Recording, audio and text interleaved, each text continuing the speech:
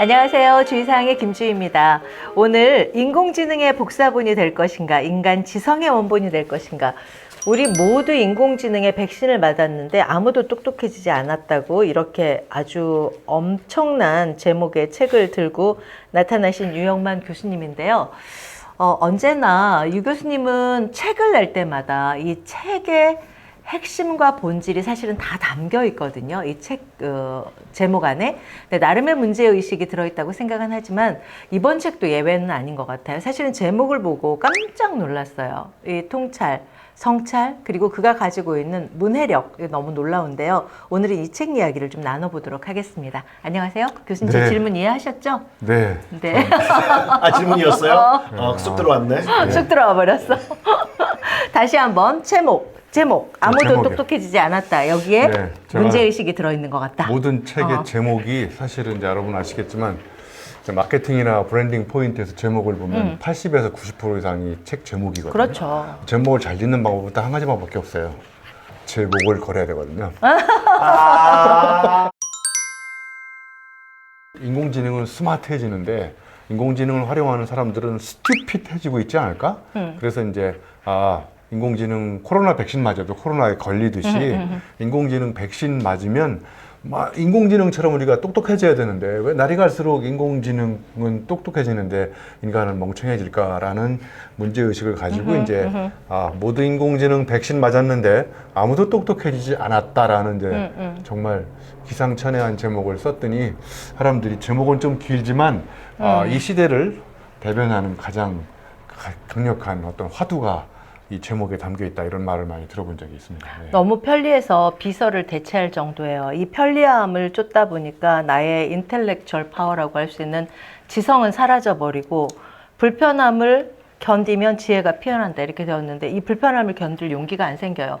너무 편해서 너무 많이 얘에게 정보를 주고 의존하게 되고 버전을 더 옴니 버전이나 더 돈을 주고 쓰는 버전으로 올라타면서 걱정이 되기 시작했어요.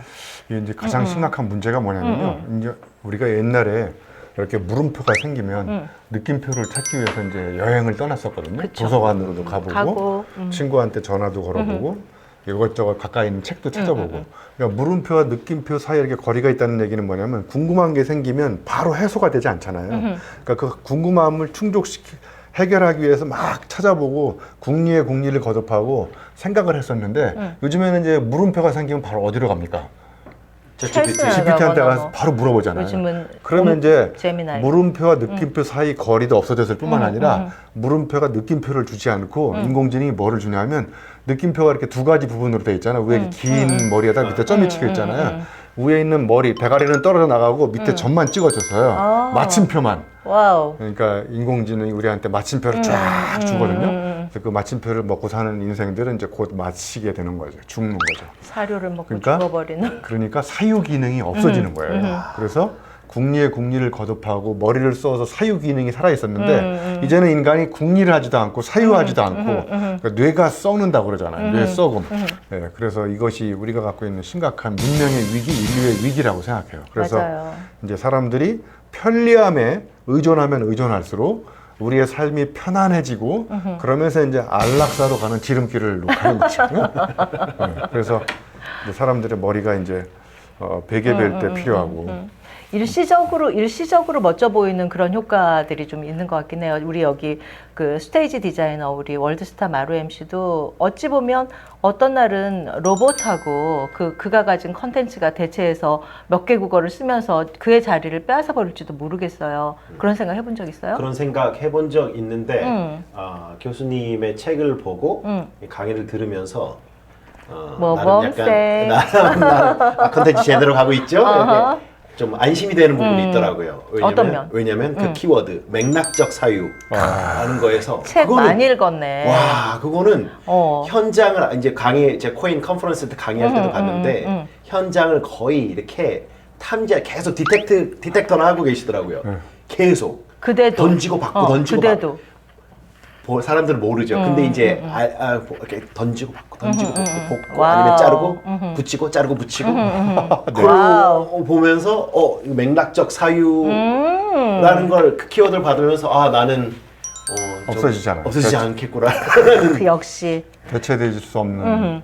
대체 그러니까 불가능한 only you. 인공지능은 승맥이잖아요. 맥을 파악하지 못하는데 특히 강의하는 사람, MC 보는 사람들은 순간에 그 분위기를 파악한 다음에 분위기에 맞는 메시지를 던져야 되는데 이제 아마추어들은 그런 게 안 통하잖아요. 안 되죠. 각본대로 가잖아요. 그러니까 외운 거 잊어버리고. 쭉 각본대로 쭉 가다가 이제 장렬히 쫙 전사하는 거예요. 프로들은 준비한 대로 안 먹히면 바로 시나리오를 바꾸잖아요. 그 장소에서. 시나리오를 즉석에서 바꿀 수 있는 게 눈치 구단이거든요. 눈치라는 거는 눈치. 대단한 통찰력이고 해안이거든요. 그건 그 아무한테나 생기지 않거든요. 우리 눈치 백단이에요. 우리 지금도 마루 제가 MC. 눈치를 보고 있거든요. 이쪽은 이렇게 할 때 웃는데 이쪽은 왜 안 웃을까라면서. 이 책에 뜻밖의 질문이 뜻밖의 관문을 열어간다. 막 이런 내용들이 있거든요. 네.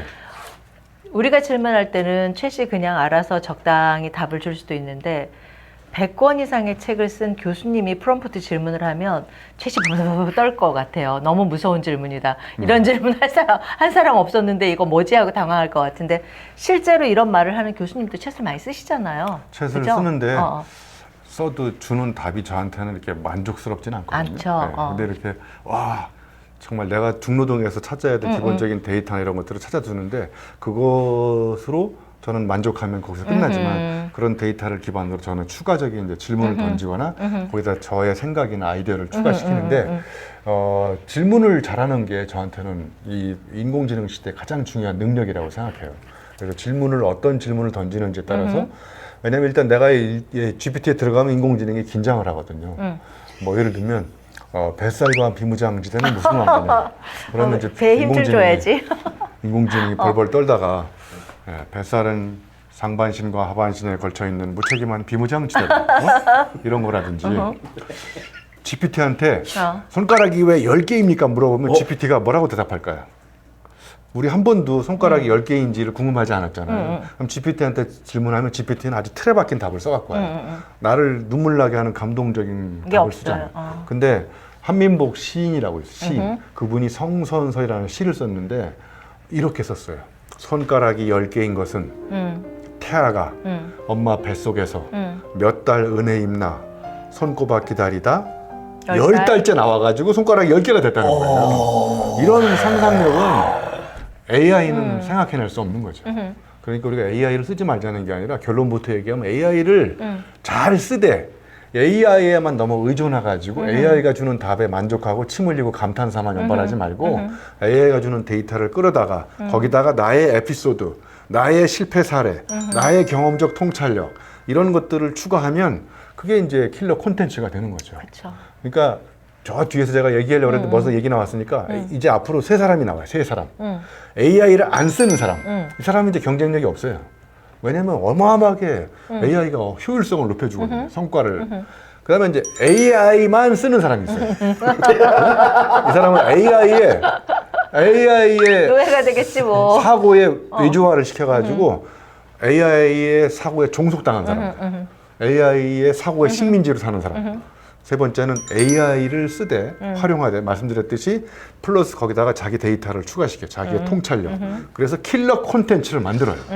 그것도 엄청나게 빠른 속도로. 그러면 이제 누가 이 세상을 이끌어갈 거냐? 세 번째 사람이잖아요. 그러니까 이 AI 시대에 AI 리터러시를 가져야 돼요. AI를 잘 활용하면서 왜냐면 AI만 활용하면요 아까 대표님 말씀 주신 인공지능의 대량 복사본이 양산됩니다. 제가 학생들한테 시험 문제를 내면 10명이 AI한테 물어가고 나한테 답을 갖고 와. 그럼 그 답에 변별력이 있을까요? 없죠. 없어요. 다 비슷해. 그럼 AI가 양산한 복사본으로 답을 갖고 온 거야. 근데 그 중에 한 놈이 AI가 준 답에다가 자기 아픈 경험, 그걸 자기의 스토리를 집어넣어가지고 갖고 왔어. 그러면 확연하게 차이가 나요. 이게 바로 인간 지성의 원본으로 살아가는 방법이거든요. 네. 그래서 제가 이제 이런 말을 하거든요. 인공지능은 가능한데 인공지성은 불가능하다. 그러니까 인위적으로 인공적으로 지능을 만들어서 지능은 그렇게 가능한데 지성은 왜 불가능할까? 그게 지능과 지성의 결정적 차이거든요. 자, 우리가 이런 말을 하거든요. 아, 저 사람 정말 지능적이야. 좋은 말 같지 않다. 그러면 그 말이 듣기 좋을까? 아니면 약간 기분 나쁘죠. 기분 나쁘죠. 왜 기분 나쁘세요? 지능적이야. 뭔가 이렇게 너무 머리만. 뭐 주사 튕길 것 같고. 그렇죠. 머리만. 지능적이라는 얘기는 계산적이라는 얘기예요. 주판 두드린다는 거예요. 계산한다는 거예요. 아, 저 사람 지성적이야 그러면 지성적이라는 거는 생각하고 사유가 깊다는 거예요. 그러니까 이런 말을 붙일 수 있어요. 지능은 빨리 계산해. 빠른 계산은 할 수 있지만 깊은 계산은 불필요합니다. 계산을 깊게 할 필요는 없어요. 근데 지성은 빠른 지성은 안 돼. 불가능해요. 숙성해. 지성은 숙성의 산물이에요. 깊은 사유가 필요합니다. 지성이. 그러니까 지성은 깊게 사유에서 탄생하는 거고 지능은 빨리 계산해서 나오는 선물이에요. 자, 그러면 지능과 지성의 차이를 또 정보와 지혜의 차이를 한번 설명할 수 있어요. 그러니까 지능은 지식까지 만들 수 있어. 그래서 제가 이런 말을 썼거든요. 지식으로 지시하는 시대는 끝났다. 지혜로 주의하라. 그러면 지식으로 지시하는 거는 이제 지능으로 지식을 만드는 거죠. 자, 그러면 이제 거기 정보와 지식과 지혜의 차이가 뭐냐면, 자, 여러분, 정보는 특징이 뭐냐면 노골적이어야 돼. 정보는 다 홀딱 다 보여줘야 돼. 만약에 정보가 사람들한테 안 보여주면 사람들이 항의를 합니다. 왜 안 보여주는 거야? 그런데 정보와 다른 그 지식을 넘어서서 지혜로 만든 스토리는, 서사는 약간은 미스터리가 있어요. 뭔가 이렇게 그 사람들한테 호기심을 자극해. 사람들한테 함부로 다 보여주질 않아요. 이렇게 뭔가 이렇게 숨어있는 뭔가가 호기심을 자극해서 물음표를 만들게 하고, 정보는 다 보여주고. 그러니까 정보는 냄새가 풍깁니다. 그 다음에 지혜는 향기가 납니다. 우리가 쓰는 여기 있는 이 인공지능, 너무나 편리하기도 하고 똑똑한 얘는 인간 지성을 흉내내기 어려운 치명적인 한계나 단점도 있을 것 같아요. 여러 가지가 있죠. 첫 번째, 인공지능은 땀을 흘리지 않아요. 이것도 제가 세계 최초로 밝혀낸 사실이에요. 인공지능은 몸이 없어. 논리 기계야. 몸이 없기 때문에 땀을 흘리지 않는다는 얘기는 이제 치명적인 약점이 몇 가지가 나와요. 땀을 흘리지 않으면 이제 자기만의 스토리가 갖고 있어. 인공지능은 100% 다 다른 사람 거예요. 다른 사람 걸 가지고 설명하는 사람한테 우리가 감동받은 적 있어요? 없어요. 사람을 감동시키려면 어떻게 해야 될까요? 일단 호기심을 가지고 사람을 그에게... 감동시키는 방법 중에 하나는 피눈물 나본 거, 피땀 흘려본 거, 이런 경험을 갖고 있는 사람한테 자기 이야기를 할 때. 자기 이야기. 그러니까 스토리가 있어야 돼. 또 반복되는 거잖아요. 그러니까 땀을 흘리지 않으면 스토리가 없어. 이게 서사가 없는 거야. 그러니까 역사도 없어. 그러니까 100% 남의 걸 주사가 빨리 보여주니까 와, 감탄사를 연발하게 하지만 인공지능은 없어. 감동을 줄 수 없어요. 그러네. 왜? 본인이 땀 흘려본 적이 없기 때문에. 땀 앞에 피가 붙으면 피땀이에요. 눈물 앞에 피가 붙으면 피눈물. 인간이 무서워. 갖고 있는 강력한 액체가 땀과 눈물이거든요. 이게 없는, 이걸 흘리지 않는 거는 인공지능이 갖고 있는 치명적인 약점인 거죠. 인공지능의 치명적인 약점 또 한 가지는 인공지능은 기대를 망가뜨리잖아요. 철저히 기대에 부응을 합니다. 계산되어서. 인공지능한테 1 더하기 1은 뭐냐고 물어보면 인공지능은 100% 2라고 대답해요. 근데 어떤 아이가 1 더하기 1이 3이라는 거예요. 왜냐면 자기 누나가 시집 가서 집에 왔는데 원래 2명이 했는데 3명이 돼서 돌아왔던 거예요.